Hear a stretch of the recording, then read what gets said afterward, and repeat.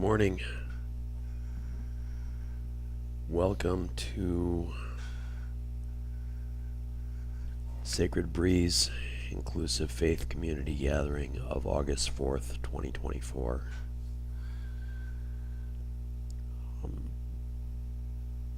We're live in our Sawteenacuchee, Georgia studio, and it's another beautiful day. And we appreciate everyone who joins us and everyone who watches this video later when it's posted. And we're going to share an insight that's a separate video that will be posted as well, separate, for people who do not want to sit through the entire program, but it's not a long program. It's a 10-15 minutes of content and a 10-15 minute insight, so it's not a long program. So without hesitation, let us begin. Let's see, where am I? Display capture. There it is. Greetings and welcome. The purpose of our gathering is to encourage one another to recognize and cultivate inclusive, unconditional love and creativity within each our own cultures and faiths of origin. We follow a particular order in our gatherings, and each section of our gatherings is punctuated with the sound of a gong. If I can do this right. We will try to have one of these gatherings on the first Sunday of every month. So far we've been doing okay since June, I think we started. The videos of the gatherings and separate videos of the shared insights will be made available through our website at sacredbreeze.org. And if you want to be notified of events like this community gathering, and if anything else comes up, please sign up with our Connect on our Connect page at sacredbreeze.org, and we will email you. So, without further delay, let us begin.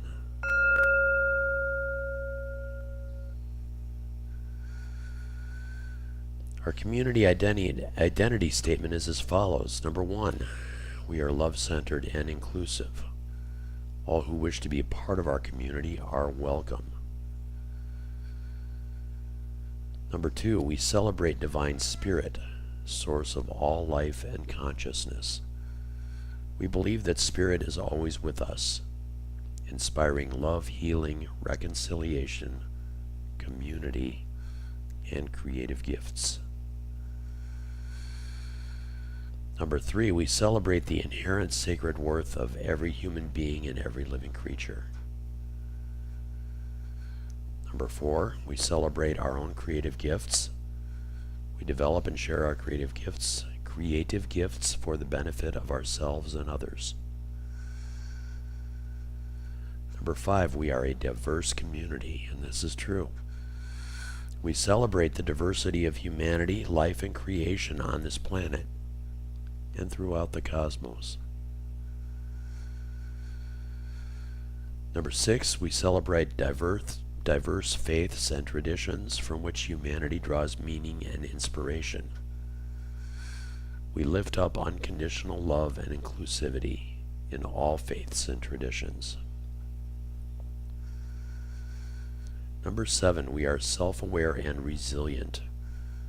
We accept that as human beings we have limitations, we make mistakes, and our physical bodies will eventually die.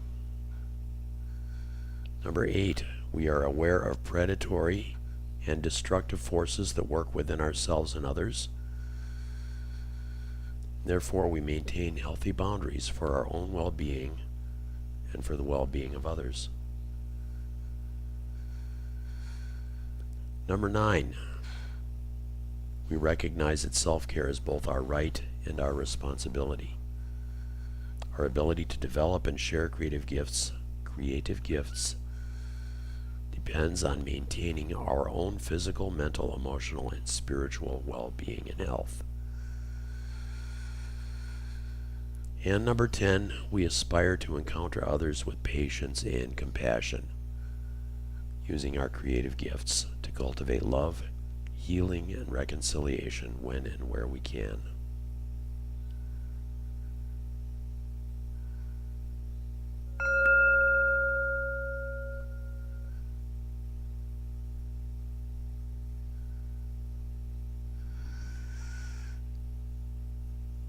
Okay, after sharing our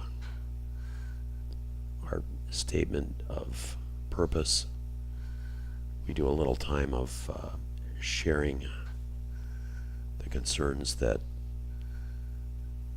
we have for ourselves and others. We recognize the sacred spirit who unites us regardless of our faiths and cultural backgrounds.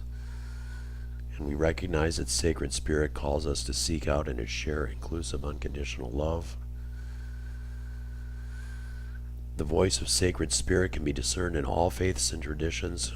We recognize, accept, and share gratitude for the spirit who abides, comforts, and inspires love, healing, and reconciliation. We open our hearts and our minds to divine spirit, who inspires development and sharing of our creative gifts. And we all have creative gifts. So let's take a moment to recognize and be grateful for the divine spirit that abides with us and with all of humanity and creation. Let's open our hearts. Let's open our minds. Let's be grateful for the gifts that we have. Grateful for the divine spirit that abides.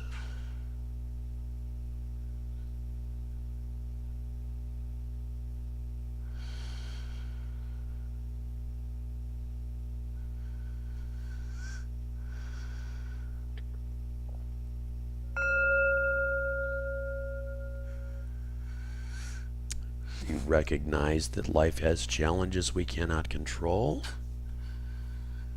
We also recognize that lifting up and sharing the things we cannot control lightens our burdens and reminds us that we are not alone. As a community, we abide with each other, just as Spirit abides with us. So let's take a moment to recognize our own challenges, be they physical, emotional, or spiritual.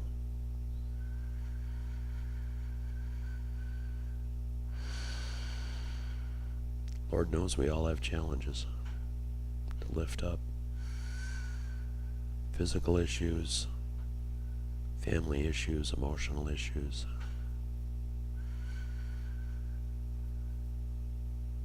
Even spiritual challenges. I can't quite describe, but there they are.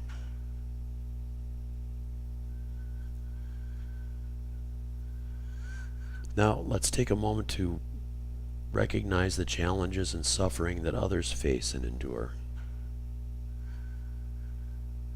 Let us allow the suffering and challenges we recognize to increase our compassion for ourselves and others. And I'm going to lift up my friend James, who continues recovery issues, physical recovery issues. I'm going to lift up both churches that I attend, the Nakuchi Presbyterian and Jensen Beach Community Church, and all the ministries that they hold dear, and all the people that they help. I'm going to lift up 9th District Opportunities and my friend Michael Fish for caring for the homeless population in North Georgia. And I lift up all homeless ministries. I've been involved in that ministry with homeless people in recovery especially. And it's very challenging and very rewarding. So we're going to lift up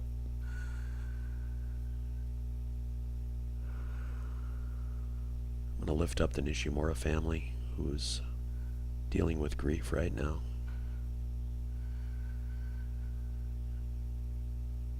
And if you have concerns and you want to type them in the comments, that's fine. Or just lift them up in your own heart. Know that we are community and we share our burdens together. We lift them up together. And we hope in reconciliation and healing together.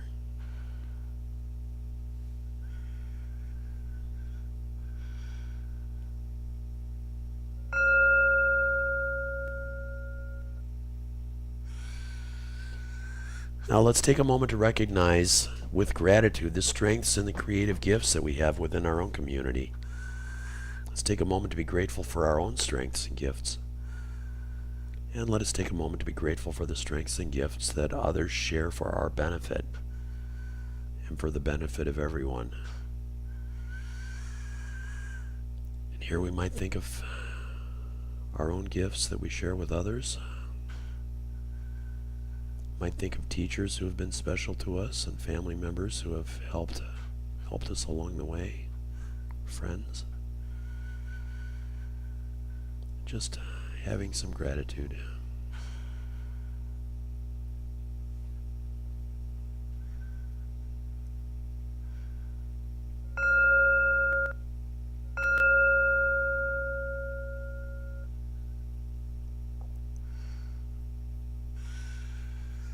Okay, this is the point where I share insight that I prepared for this month. And the insight for this month discusses whether God is real. I'm interested in your comments on this.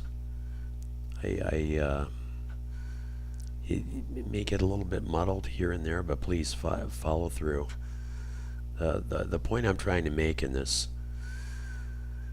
insight is that the effects of our faith are real, and therefore the source, the causes for our faith are real, and the effects can have long-lasting effects.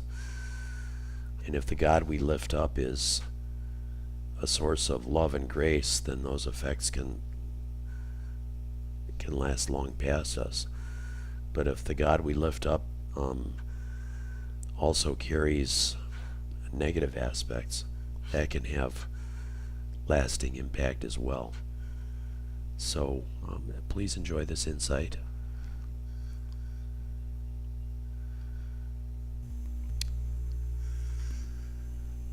Hello everyone.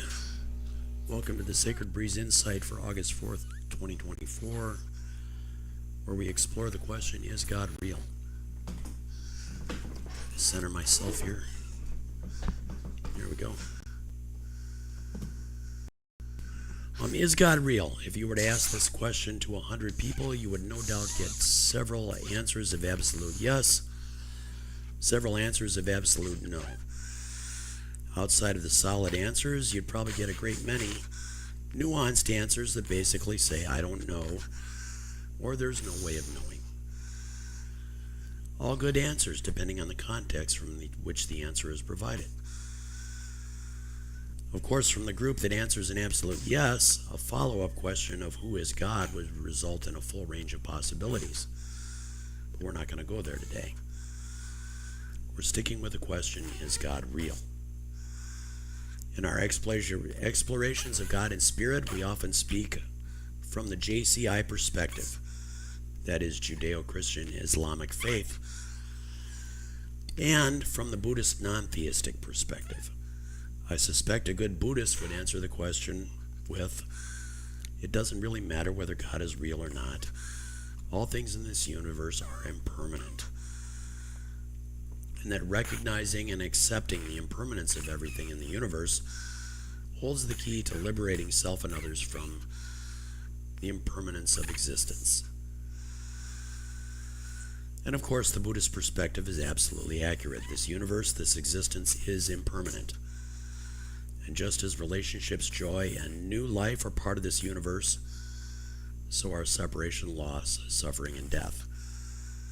These are the realities of this existence. Along with impermanence, karma, or cause and effect, are part of the reality of this existence as well. I mention realities because in order to answer the question of whether God is real, we need to define what real is. According to the Internet Encyclopedia of Philosophy, and you can Google that, something is objectively real if it exists independent of conscious awareness.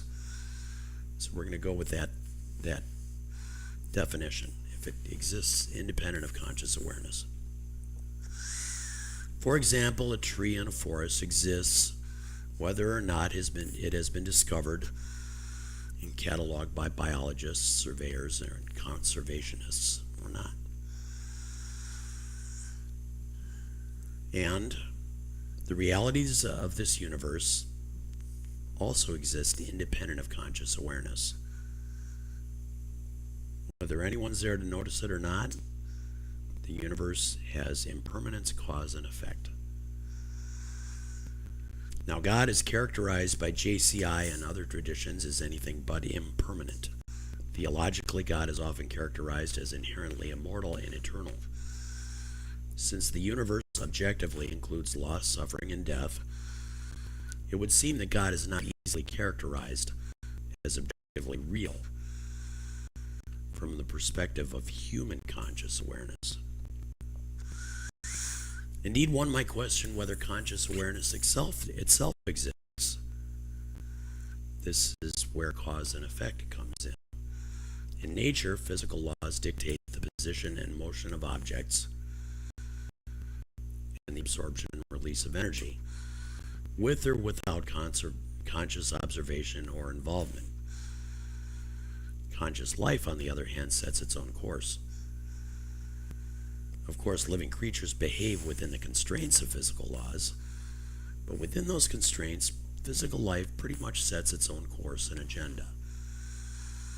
And the course by physical life is most often in pursuit of life, relationship, procreating, and avoidance of suffering, and even enjoyable play. One might say that the conscious awareness of a living creature helps set the course and activities pursued by the living creature. In other words, the cause behind what living creatures do is conscious awareness. And the effects of conscious activities exist with or without conscious awareness, sometimes after the consciousness is long gone. Objects such as houses, furniture, and toys continue to exist long after designers and fabricators have moved on. Likewise, the effects of conscious destruction exist after the causes have moved on. The earth is scarred and graveyards are filled with the objective results of conscious destruction. With or without conscious awareness, those scars and graves continue to exist. So while one might debate the realness of conscious activities, the effects of conscious activities are real indeed. Now, one might ask the question, what motivates living consciousness to create or destroy?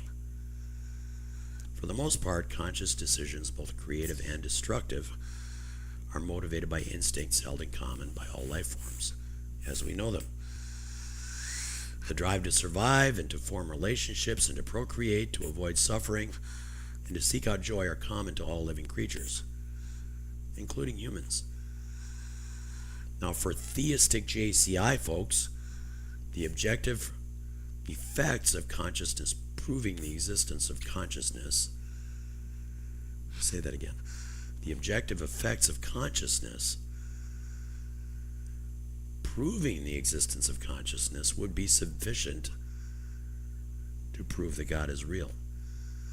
The fact that creation exists can easily be interpreted as the effect of the causal activities of a greater cosmic consciousness. Now, for skeptical atheists, scientists, and non-theists, a cause and effect argument is not sufficient to prove that God is real. They might argue that mere existence of something does not necessarily imply a cause or its existence. That would be an interesting discussion to pursue. But for the purpose of this insight, let's take a look from a more close-up and personal level, rather than a larger cosmic level. We've already argued that the effects of conscious action of living creatures are real, especially the conscious actions of human beings. We tend to create effects that last long beyond our years. We may be the only creature that does that. Humans are the source of wonderful creations and horrifying destructions, all of which are real. Now, some would argue that miraculous direct intervention from a real God proves the existence of God. They would point to anecdotal examples of perhaps accidents avoided or healing received, and even death of perceived enemies, all at the hands of a real God who intervenes directly in human affairs. Now, so far, none of these anecdotal experiences have been proven scientifically as evidence of a real God. Others, perhaps with less vehemence, would describe incidents where they received divine inspiration that motivated their actions. Unfortunately, there's no way to prove or disprove whether inspiration or action is divine or otherwise. Or is there? Either way, as was discussed earlier, the effects of any actions taken are real. When a person refers to God, they usually refer to an impression of an entity that's formed from a mixture of influences, scripture, culture, traditions passed on through families, and understandings received through relationships. And for many people, a reference would also be made to a sense of direct communication or intervention from a higher power. The same can be said about communities of believers. Whether those outside influences, natural or supernatural in origin, create a sense of meaning and purpose for the individual or community depends on that individual and community. When the connection occurs, the relationship is formed, and belief is sparked, this higher power, this God, becomes part of the causal motivation for actions that have effects. One might say that a higher consciousness influences personal or even community consciousness to act. A cause and effect relationship is formed, and the effects are real. Now, many people in recovery will tell you with conviction that were it not for the influence of a higher power, they would still be drinking, using, gambling, whatever, and might be dead now. You hear that from people if you ask. And there's truth to that statement. Now, cynics will say that the testimony of a person in recovery doesn't prove or disprove whether God is real or not. But the effects of that outside influence are as real as forests or sunshine or trees are real. But the influence of God is not always positive, is it? There are many who have claimed that with the outside influence of God, they were inspired and motivated to bring, for example, death and destruction. Those effects are real as well. And the attribution to a higher power, higher consciousness, for influencing personal and community consciousness to bring destruction is real as well. I don't know about you, but the fact that effects both uplifting and destructive can be and are attributed to a causal higher power is a little scary to me. It seems that God is real, especially for people receiving inspiration, because the effects are real, but the effects can inspire comfort and healing and reconciliation, or suffering, death, and separation. It's almost like there are multiple gods, isn't it? Some positive and uplifting, and others who are negative and inspiring death and destruction. It's no wonder many people throw up their hands and give up on the idea of God altogether. From a human perspective, God may be considered the culmination of all that we lift up as true and good, however we define true and good. For many, the definition of true and good is a mixed bag. For many, true and good means healing and grace, as well as control and power for self and perhaps for fellow believers or members of a community. True and good also means suffering and death for those perceived as enemies or non-believers. And history carries many, many examples of suffering imposed through forced conversions. Whether it's being forced to give up on being left-handed, or forced to hide one's sexual orientation, or forced to release or change one's culture and religion. This is what mixed bag believers lift up. Their actions follow their beliefs. Again, the effects of this mixed bag theology are real, which makes the causal inspiration, the God they lift up, very real indeed. It's tempting to say the real God inspires only love, healing, and reconciliation for all people, regardless of culture, religion, or orientation. And every religion and culture includes scripture and tradition that inspires inclusive, unconditional love. But every religion and culture also includes scripture and tradition that inspires exclusion and justifies imposing suffering and death on others. Now at Sacred Breeze, we attribute all that is good and true to unconditional, inclusive love for all people. We celebrate diversity, we celebrate culture, and we celebrate faith. This is the inspiration that motivates our actions. We hear it through the voices of the diverse cultures, Judeo-Christian, Islamic, Buddhism, Hinduism, Neo-paganism, and many others. We recognize it through the actions of anyone and everyone who offers healing and hope, even and especially in the midst of suffering and fear. Unconditional, inclusive love motivates our actions. Our community identity statement recognizes that while we lift up unconditional, inclusive love, in the real world, sometimes we must create healthy boundaries and acknowledge our own limitations. Sometimes we make mistakes. Sometimes our mistakes are intentional. In short, we are human. But our common spirit, the spirit that calls out from all faiths and all traditions for unconditional, inclusive love, is very real. So to answer the question, is God real? Based on the effects, both positive and negative, inspired by and attributed to God, God is very real. And given that God is real and that people lift up that which they believe to be true, right, and good, the next question becomes, what is true, right, and good? Our hope is that people from all traditions, faiths, and cultures seek out the still small voice that inspires unconditional, inclusive love for all. May we all lift up unconditional, inclusive love as that which is true, right, and good.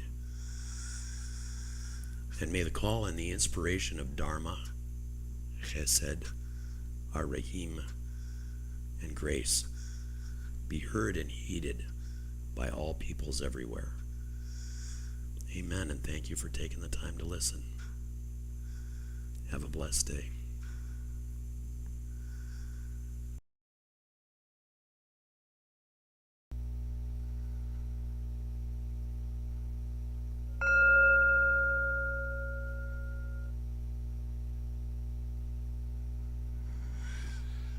So yeah, there you go. The effects of faith are real. So the question becomes, what do we have faith in?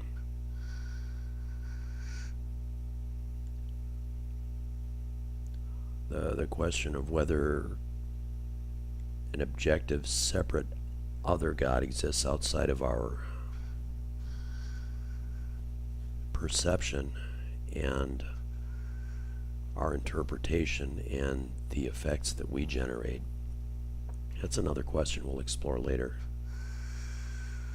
But that's the message for today. The effects are real. So now is our tradition. Before we close, we're going to engage in a little meditation, a little release of distractions, a little acceptance of grace. This is a mind stabilization meditation. If you explore the website, you'll see other meditations. But this is basic mind stabilization, and it's something that's good to practice. We're going to start by sitting up straight. We're going to breathe from our diaphragms. That means recognizing our stomachs are raising and falling.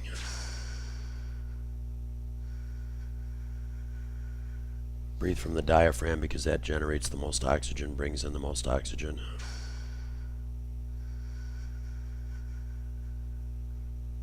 Martial artists and opera singers and athletes, swimmers all understand that diaphragm breathing generates power and peace.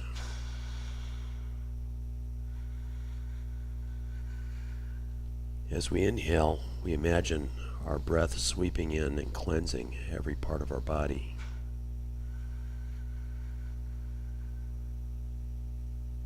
And every breath we take really literally does circulate through every cell in our body.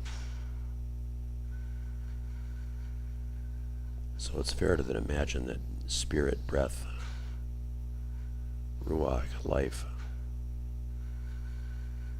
courses through us with every breath.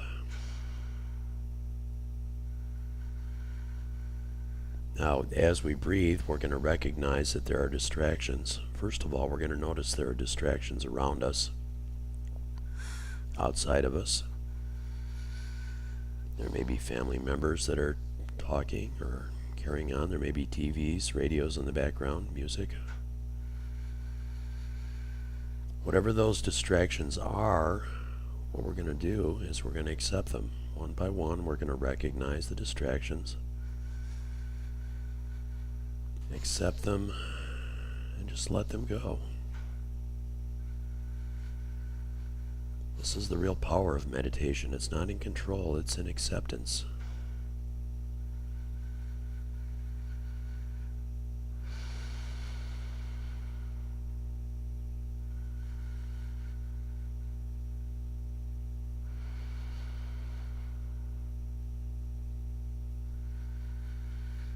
Once we accept and release the outside distractions,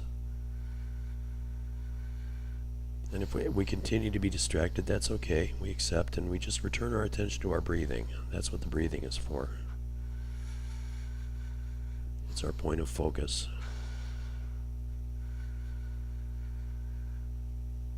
It's like our safe home. Our breath is always with us, no matter where we are.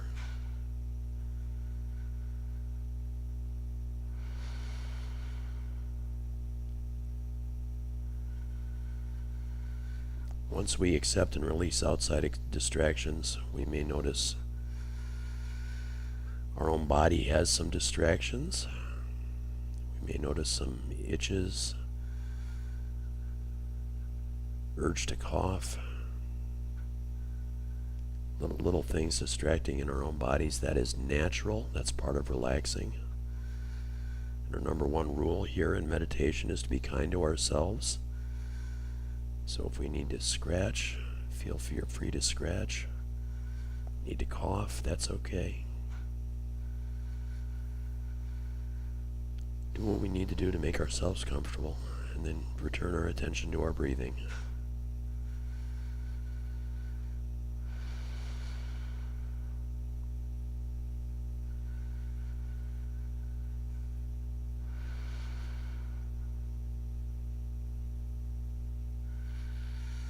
Once we release the distractions of our bodies,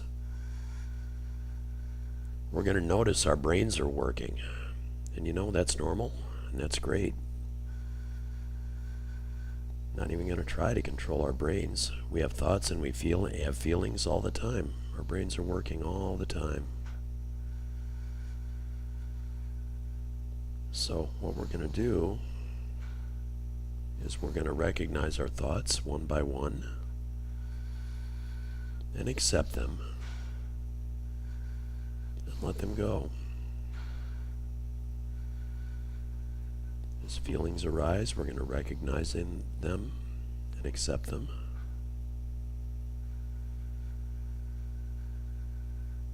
And as we recognize our thoughts and feelings, that increases our mindfulness, our awareness of how we tick, which is healthy as well.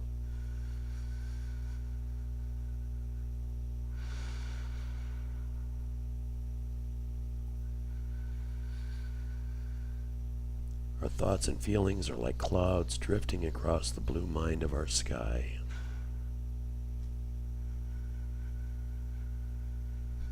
We just notice them with interest and we accept them and we watch them drift on by.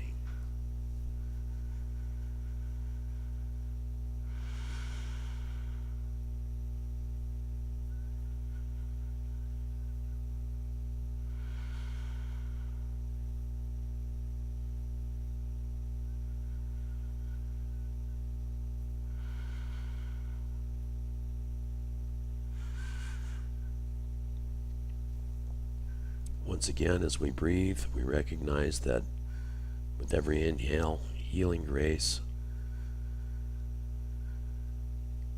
pours through our body,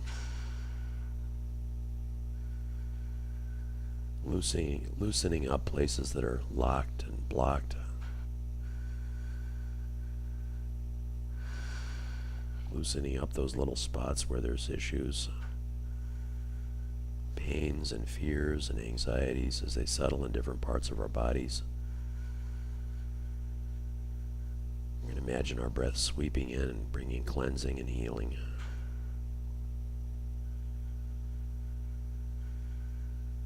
With every exhale, we're going to recognize that all that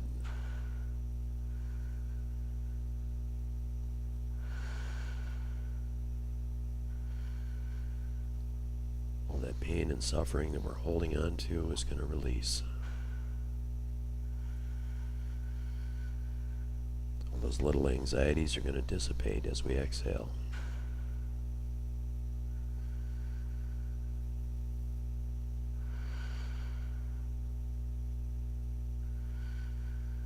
Just as every breath sweeps in and cleanses, brings oxygen to every cell, spiritual energy also brings healing and relief to every cell. And just as every exhale cleanses out carbon dioxide that we can release,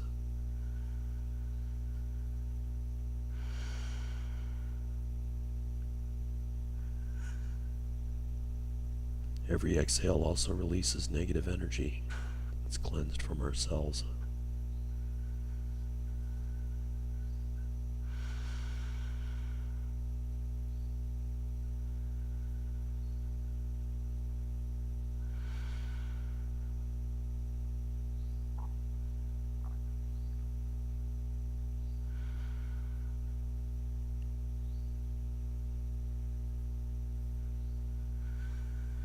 Now we're going to allow ourselves to feel unconditional positive regard toward ourselves.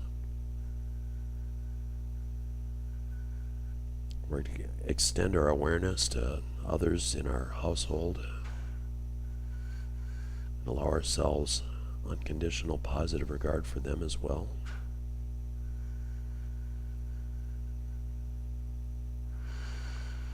Expanding our awareness out to our neighborhoods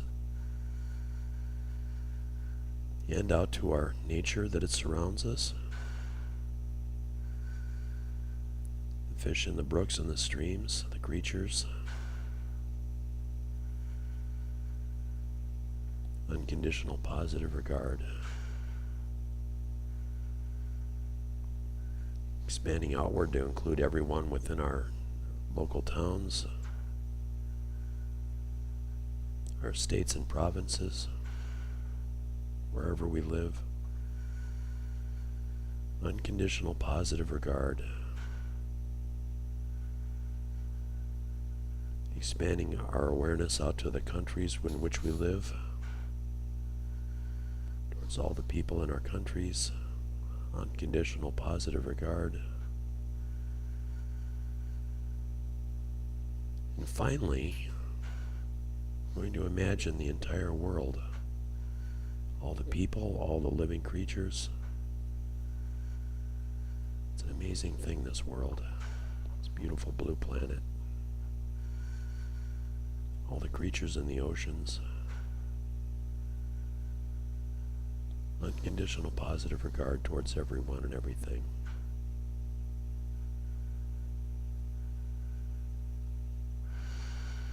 With that, we will open ourselves up from our meditation.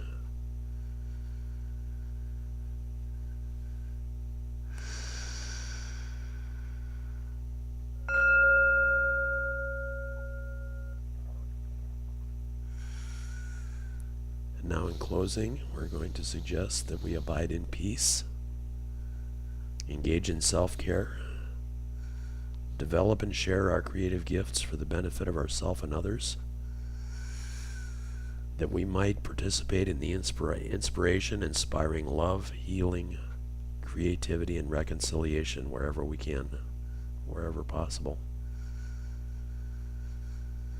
allowing our own faith to create actions and causations that are full of love and reconciliation, inclusive love. Namaste, and thank you for joining me.